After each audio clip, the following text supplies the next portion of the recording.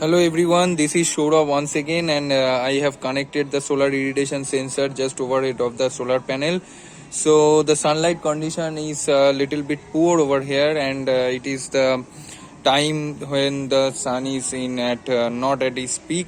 So let's see how we can check the solar irradiation of this place. And I have connected the sensor, as you can see, and I am getting the data over here.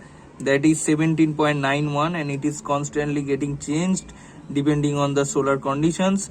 This is actually a great way to choose this time, because it will just provide the minuscule of the watt per m square at nearly very low sunlight conditions. So it is just working as expected.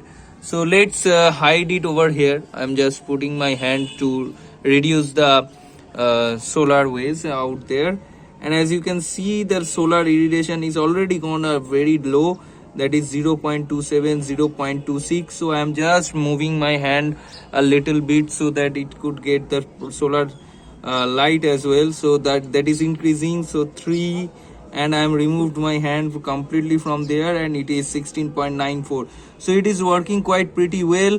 And in larger solar cases, the sensor will work as expected, as well as it will just provide the data at very minuscule level of the solar conditions. So this is all about the solar irradiation project. For a basic DIY, it is a very good circuit to work with. And for the other informations and the circuitry information, please go to the CircuitDigest website in the respective project page. So have a nice day. Bye bye.